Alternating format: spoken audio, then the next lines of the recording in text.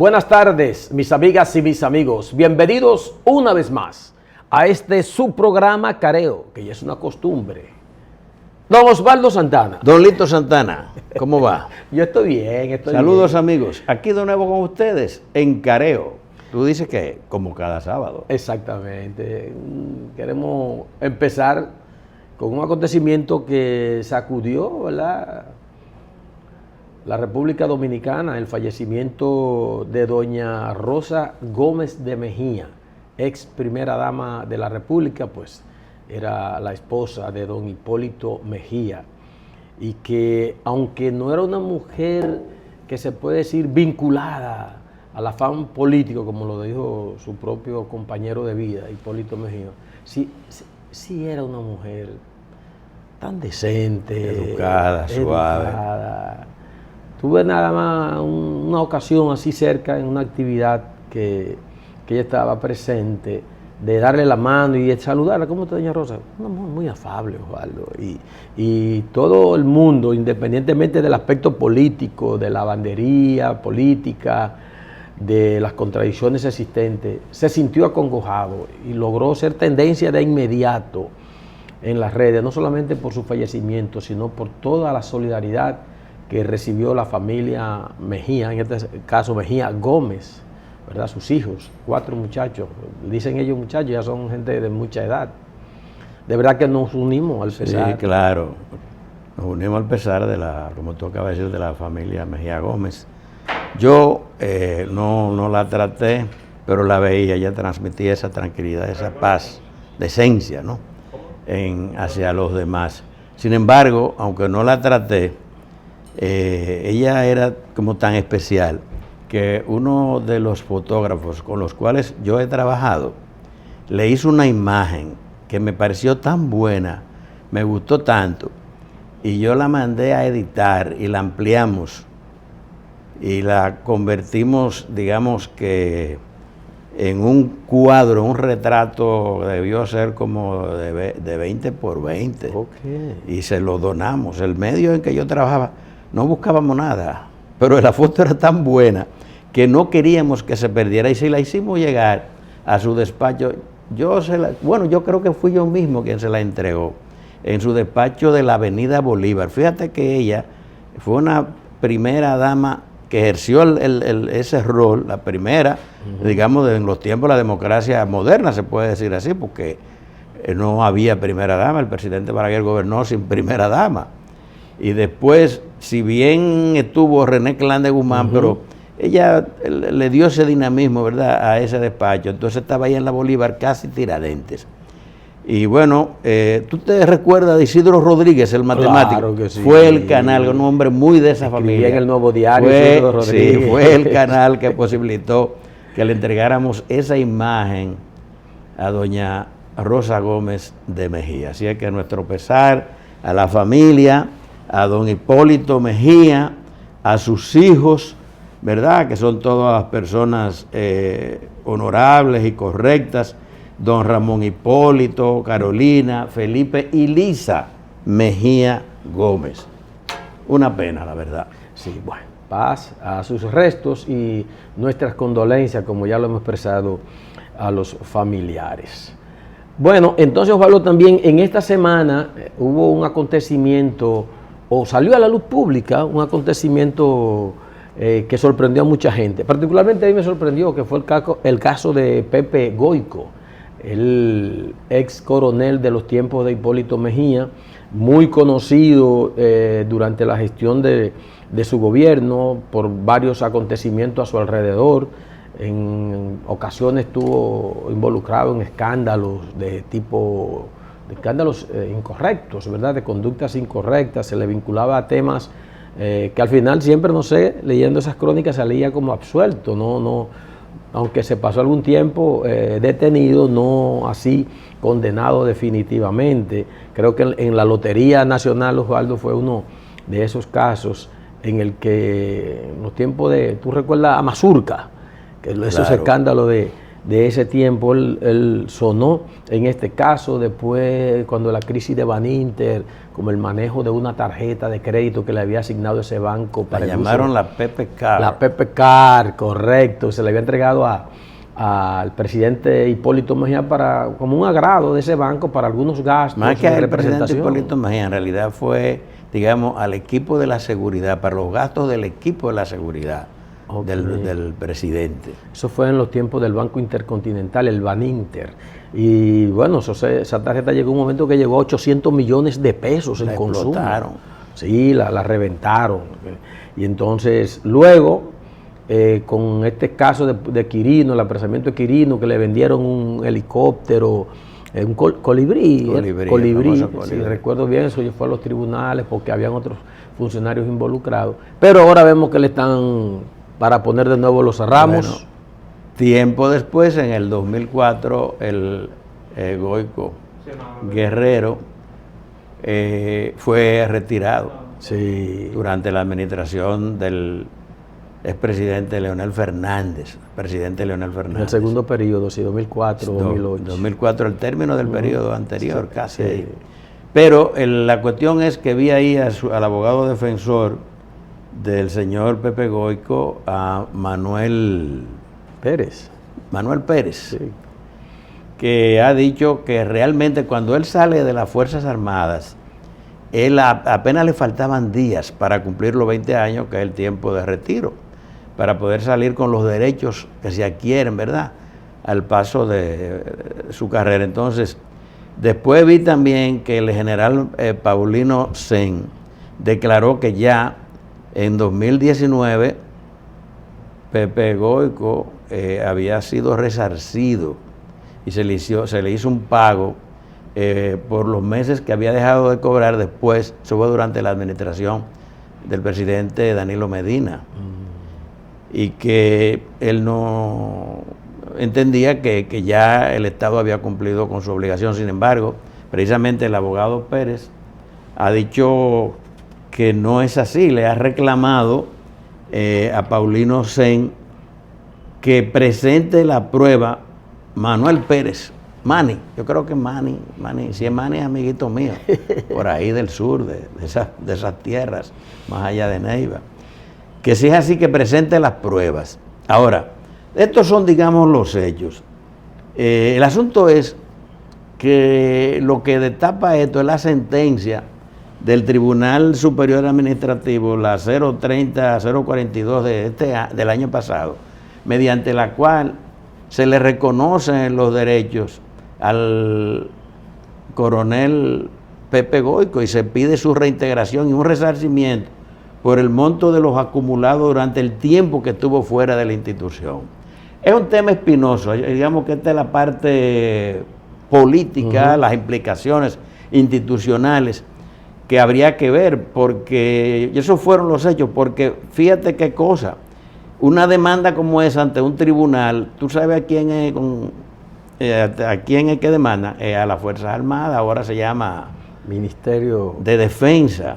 Entonces, ¿qué ocurre? Que el Ministerio de Defensa no se defendió de la demanda, por no decir de la acusación, y entonces al no defenderse, más bien apoyó la petición en su contra de Pepe Goico y entonces, pues el tribunal, ¿qué va a hacer el tribunal? Porque el tribunal no puede emitir, resolutar o sentenciar más allá, como dicen los abogados, extrapetita, más allá de lo que se le pide. De modo que si el demandante y la parte demandada piden una cosa, ¿qué hace el tribunal? Bueno, pues lo complacieron. Entonces es una situación espinosa. Todavía la instancia interna de la institución no ha decidido, se acoge la sentencia, pero si ellos la favorecieron, la demanda. Si además hay una sentencia de un tribunal que tiene que ser emitida, no va a haber apelación porque ellos mismos fueron los demandados y al no demandar no pueden ahora apelar. Yo creo que aquí lo más decente, porque es espinoso, porque ¿qué resulta? ¿Quién es el jefe ahora del Ministerio de Defensa? El que era antes seguridad de Hipólito Mejía. Era su compañero de la seguridad del expresidente Hipólito Mejía. Entonces ahí hay una situación muy sensible, muy delicada, que yo pienso que el gobierno tiene que estar enterado, por no mencionar el nombre del presidente. Pero ellos deben saber que todo eso se estaba moviendo. Y si no es así, bueno. De todas formas, ¿cuál sería la solución política? Yo creo que Manny la sugiere, el abogado Pérez. Yo creo que Manuel Pérez, él sugiere, bueno, pero para resolver eso, él dice que los reintegren y que 25 días después emitan el decreto de cancelación con los derechos adquiridos. O para pensión. Tú sabes que hace ya como una semana un pariente vinculado me sugirió esa solución. Okay. Antes que el abogado la sugiriera, me dijo, Osvaldo, tú ves que lo mejor para el presidente Abinader y para la misma el Ministerio de Defensa salir de ese tema es que lo integren y que poco después lo cancelen. Vamos a la pausa. Y se le reconozcan sus derechos. ¿Qué van a hacer ya? Cuando regresemos habrá más comentarios aquí en Careo.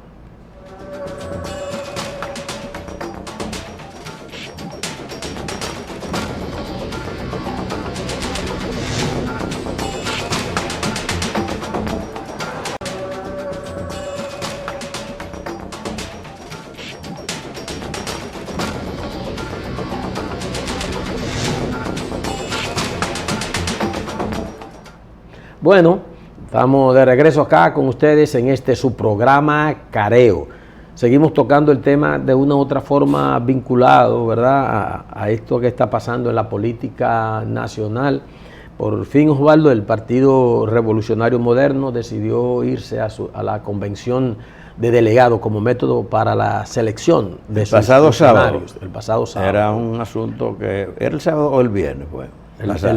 No, sábado pasado. Sí, la comisión por especial, eso nosotros no pudimos abordarlo en profundidad porque iba a ocurrir y nosotros un programa grabado, ¿verdad? Entonces no podíamos hacer vaticinio porque podíamos equivocarnos.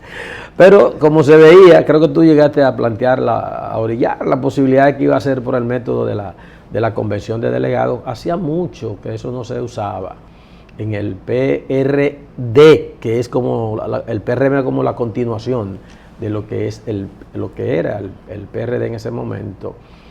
En esas convenciones, poco a poco, el doctor José Francisco Peña Gómez, líder indiscutible, casi único de ese partido en su momento, fue abriéndolo. A pesar de que era el gran líder, que puede ser favorecido hasta por la misma militancia interna, fue abriéndolo hasta que se llegó a las convenciones abiertas, con voto masivo de las bases y secreto también, voto que es la garantía de que tú puedas votar por quien te diga tu conciencia, y no manejado ni observado por tu empleador o tu financiador o al que tú le agradeces en política. Pero bueno, interesante la posición del doctor Eddie Olivares, quien anunció ya su aspiración a la presidencia de ese partido, por el método que haya elegido. Él también favorecía la participación abierta, Osvaldo, y masiva, que voten 1 millón de PRDistas que están inscritos, pero se decidió de esa manera y no, yo voy a participar como quiera.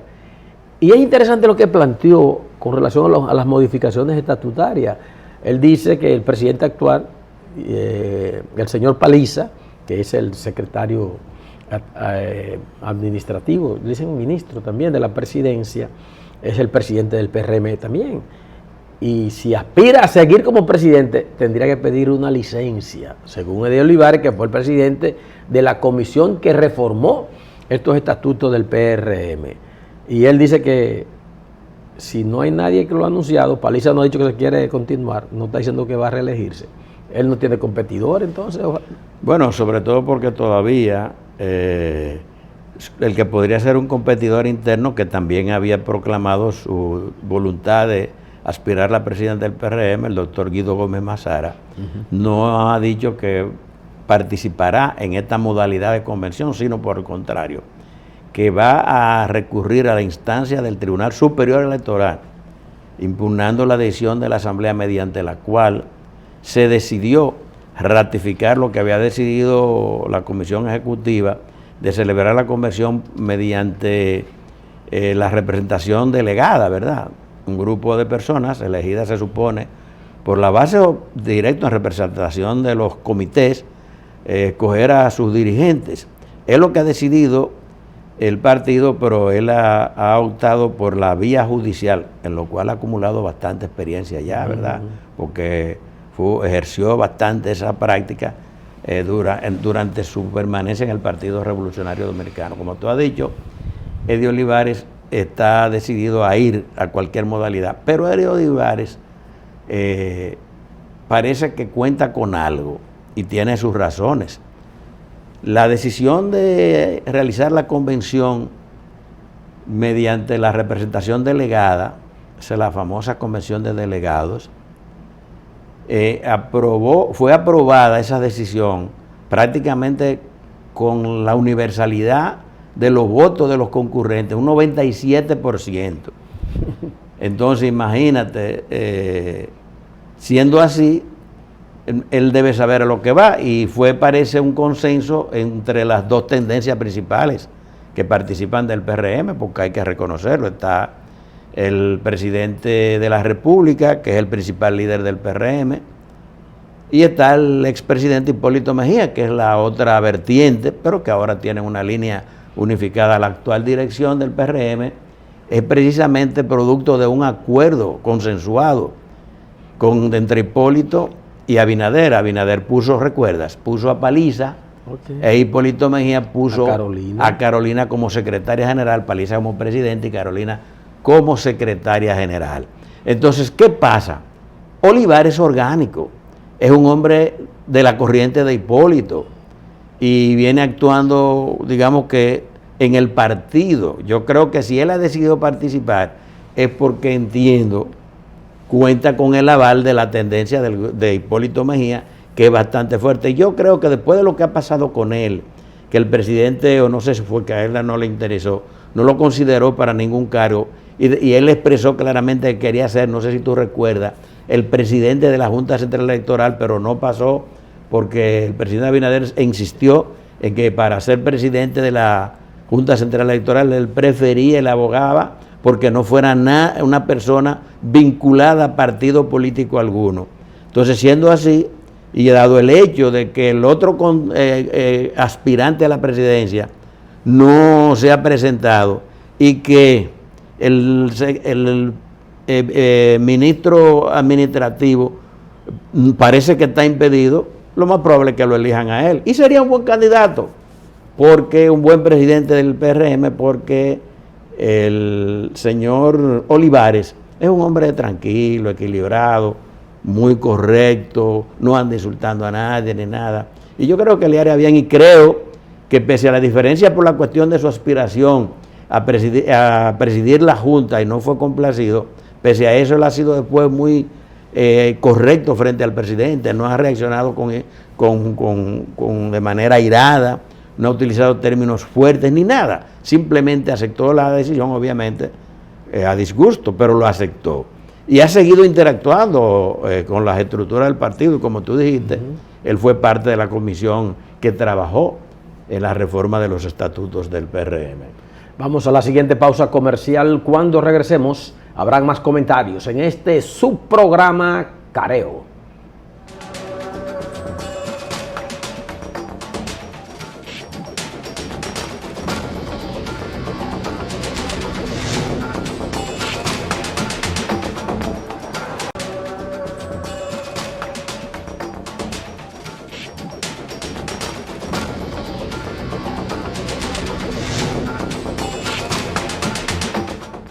Muy bien, estamos retornando con todos ustedes, muy contentos siempre de que nos den la oportunidad de poder entrar a sus hogares, a su sitio de trabajo, a donde están ustedes pasando un momento recreativo con esos televisores que siempre están ahí ayudando a animar la situación.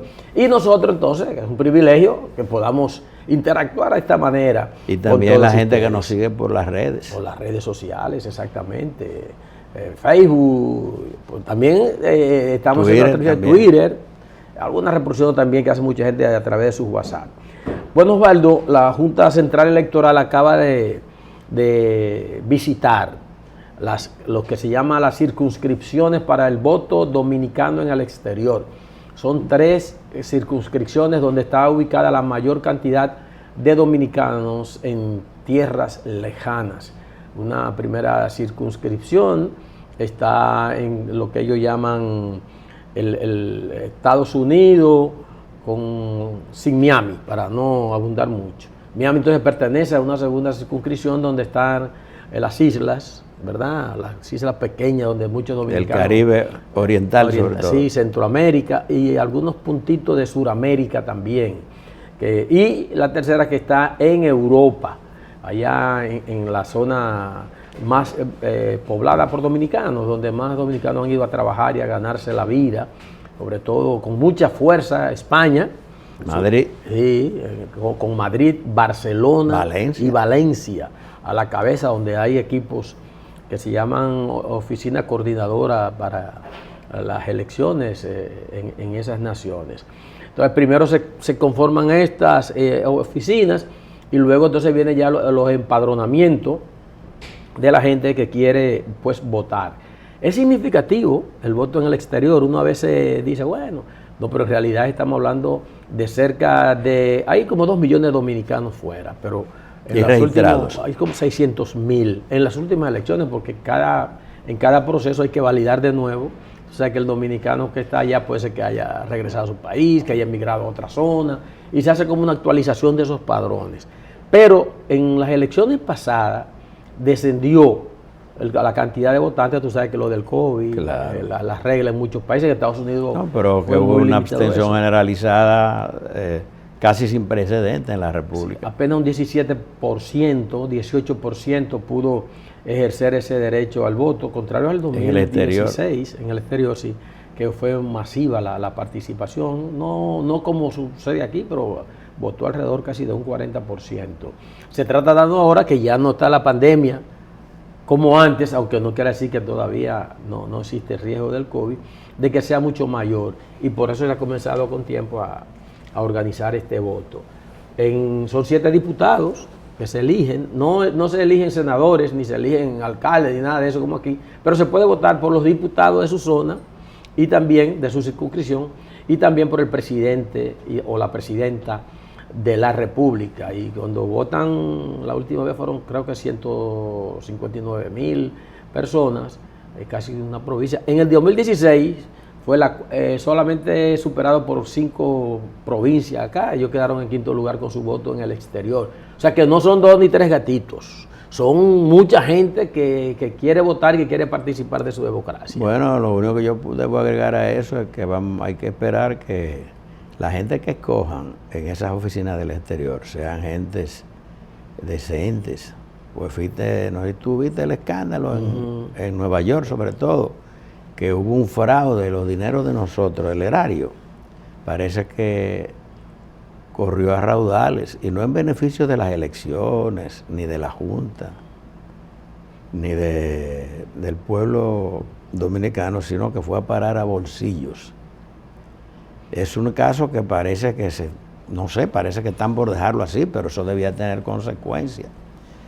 Y lo ideal es que esos procesos, además que como se aspira a que sean las elecciones, la administración de esas oficinas sean transparentes, porque es recursos que se manejan no en pesos como aquí, no, es en dólares.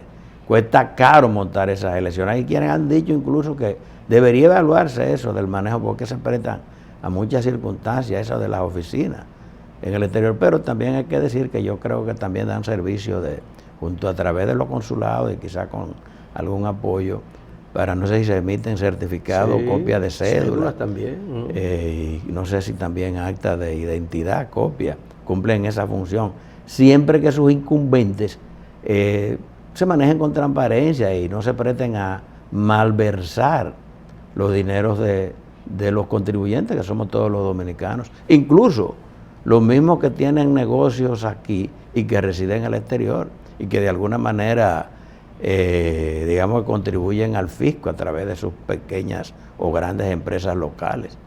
De modo que, ojo, que las personas a elegir o a designar en esas representaciones de la Junta en el exterior sean personas dignas del cargo o de los cargos. Así es. Vamos a la siguiente pausa comercial. Regresamos con más comentarios aquí en su programa Careo.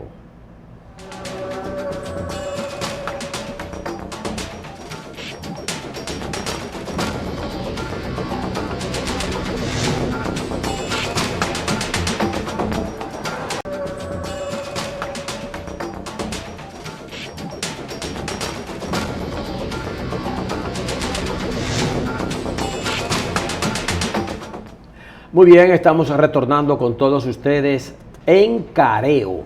Osvaldo, el gobierno dominicano, uno antes decía de que industria y comercio, pero ya ese no es un tema de industria y comercio, es un tema ya del gobierno preocupado por la situación. Sí, pero sigue que está siendo. viviendo. ¿Tú te refieres a los combustibles? A los precios de los combustibles. No, pero es de industria y comercio. Sí, claro pero que es una cuestión en que el Ejecutivo no está al mar, pero industria y comercio es el mismo gobierno. Es lo mismo. Es lo mismo, encargado de ley, industria y comercio, pero creo que antes de cada decisión como esta están haciendo una especie de consenso entre ellos para poder manejar el tema, una pelota caliente que tienen, y han decidido que para hoy sábado, ¿verdad?, los precios queden iguales que en la semana, para la próxima semana, que está concluyendo hoy.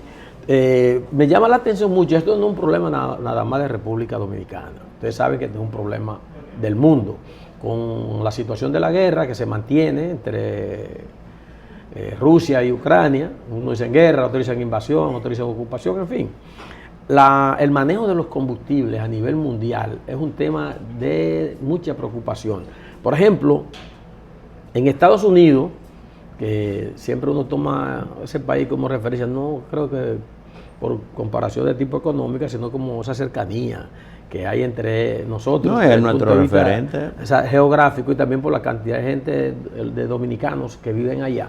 Por ejemplo, ellos se manejan muy, cada cual con las reglas de sus estados, son estados bastante independientes y algunos autónomos. Del poder federal, sí, central. Así es. Por ejemplo, el gobernador de Georgia, Brian Kemp, firmó un proyecto de ley que suspende temporalmente el impuesto estatal de gasolina hasta finales de mayo. Es como darle un respirito a la gente. Ahora, el impuesto de ellos allá son 29 centavos por galón en el combustible regular. No, si lo hacemos la transferencia. Por eso que hay un como poco, quiera, en dólares, por cada galón 29 centavos está dejando de cobrar. Entonces también en Maryland han aprobado también una exención de impuestos a la gasolina durante 30 días que terminará el 16 de abril. Y ya antes, el primer estado en Estados Unidos que había aprobado la suspensión inmediata de este gravamen, que fue comenzando con la crisis esta de Rusia y Ucrania, fue de 36 centavos que le tumbó al galón de combustible. Eso fue el gobernador de ese estado, Larry Hogan, quien abogó incluso por una suspensión más prolongada. Y así han ido en California, por ejemplo, han estado tomando medidas como esta. En el Reino Unido, un poco más lejos, que los gobiernos dicen, espérate, si esto seguimos cobrando un impuesto, no es que dejen no es que bajen o suban, no es que el Estado en este mes no va a cobrar ese impuesto y se lo va a traspasar en consumo a la población. Aquí no hay una cosa tan clara de cómo se hace, pero también cuando se congela el precio, como pasó en esta semana, de los combustibles, o sea, que no se le transfiere el de si sube, sube y si baja, baja, sino que el Estado también lo asume y prácticamente lo retira el impuesto. Bueno, lo que tú estás diciendo es que se está desarrollando una tendencia de los países a tratar de proteger a la población ante el incremento del precio del petróleo. Por ejemplo, vi ahí la última cotización con que está cerrando la semana, $116, volvió a subir después de unos días en que había mostrado un periodo de baja, llegando incluso hasta los $105 el barril, volvió a encaramarse a los 116. Ahí se sale de lo que es, digamos, el margen, porque tú sabes que el Estado Dominicano, el gobierno, decidió mantener una política flexible a propósito de la situación del petróleo mediante el acuerdo o el anuncio, la decisión del propio gobierno de manejar la fórmula ahora, esa sería la fórmula, podría llamarse así, de si los precios del petróleo se mantienen por debajo de $105 el barril, pues se mantiene, digamos, en los términos en que la población conoce, como tú dices, si suben, suben, si bajan, bajan. Pero si pasa de 115, el gobierno lo asume. Pero el momento, la crisis global que se está viviendo, yo creo que es oportuna para que definitivamente el Estado Dominicano, el gobierno, revise la ley de hidrocarburos, porque esa es la cuestión. Porque lo que se entiende es que los impuestos que se cobran aquí en la República Dominicana, digamos en situaciones normales, no en esta situación de crisis, son excesivos, son muy altos. Más altos probablemente incluso que países igual que nosotros centroamericanos, de más o menos parecidos. Y precisamente el tema es que nosotros, como es un producto que impacta tanto los precios, los servicios, todo, por eso pues es una de las causas probables por la que aquí el nivel de inflación es más alto, que estamos sufriendo hoy día, que la mayoría de los países de Centroamérica. Que por cierto veo ahí que el expresidente Leonel Fernández está fundamentando su discurso de manera sistemática en cómo el alto costo de la vida está impactando la vida de los dominicanos. Y ahora, esta semana que acaba de pasar, avanzó hacia el tema del desempleo. Él habla del empleo. Dice que planteó ahora que el nivel de desempleo no es verdad que ha mejorado, que se ha llegado al periodo anterior a la pandemia 2019, como dice el gobierno y como celebra y proclama persistentemente el presidente. Él dice que no, que eso por el contrario se ha agravado, y que es un serio problema, no solamente para los jóvenes, porque se habla de la falta de oportunidades de los jóvenes, sino para las familias y las personas que tienen obligaciones en su hogar, porque tú no tienes ingresos fijos, tú malpasas. De modo que al problema de los altos precios que decretan los combustibles, el impacto que tiene el petróleo en todo, alimentación, servicio, no hay que enumerar porque todo el mundo sabe, el problema de las oportunidades para recibir dinero. Porque todo el mundo sabe que si tú no trabajas y tú no tienes un empleo, ¿cómo vives? Sí, es una situación. Entonces él ha tenido mucho sentido de oportunidad, por eso ha dicho que lo fundamental ahora es buscar las vías, la fórmula para tratar de atenuar el impacto de la inflación en la economía, en la vida, en los bolsillos de la gente. Sí, es tiempo de la pausa comercial. Regresamos con más comentarios en Careo.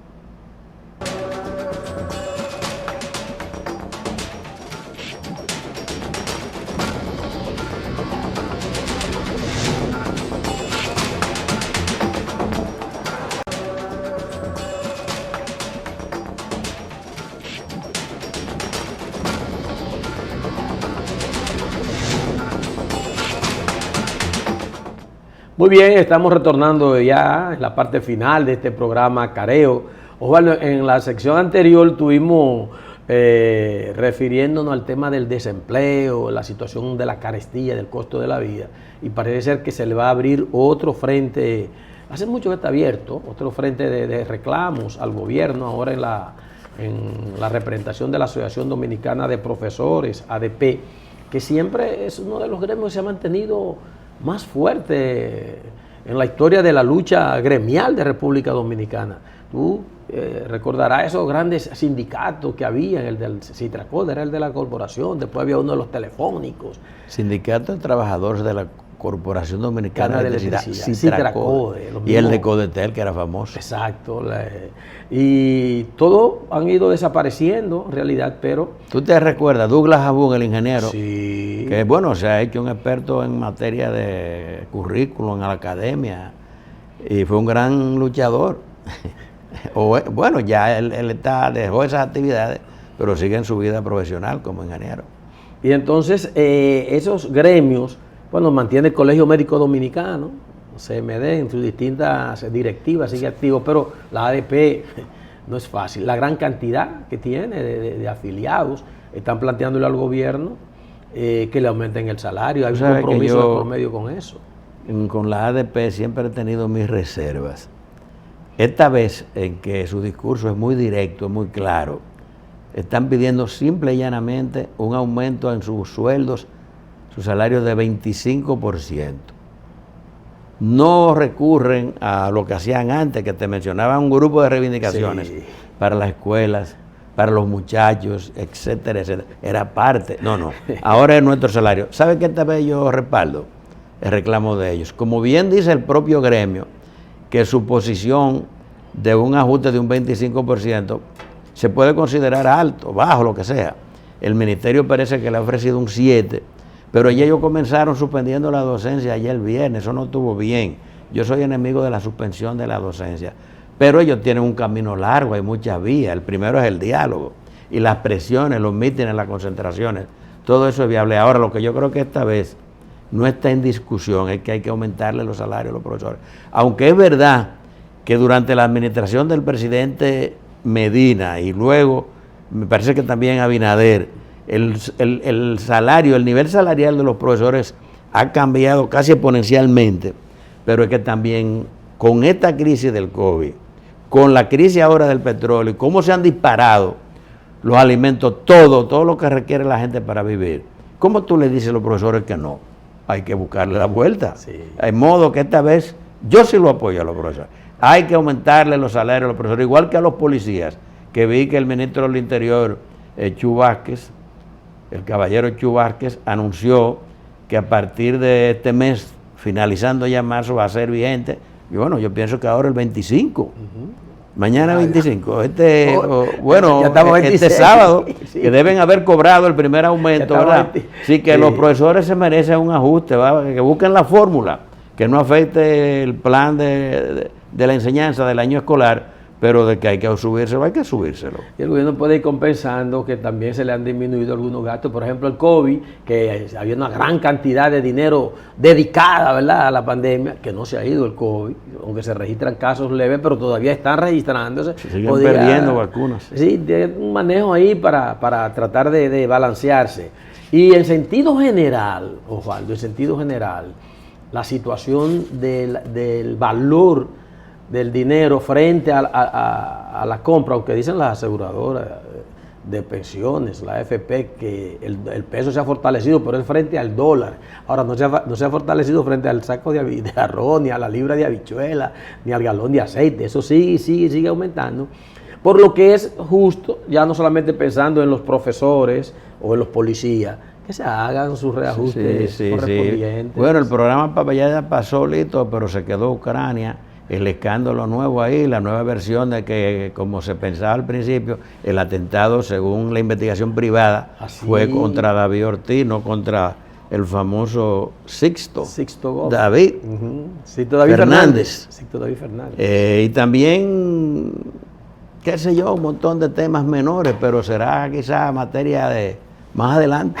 Así es, mis amigas y mis amigos. Vamos a dejarles la invitación para que el próximo sábado, 1 en punto de la tarde, nos juntemos de nuevo aquí en Cinevisión, su canal 19. Hasta la próxima, mis amigas y mis amigos. Pásenla bien.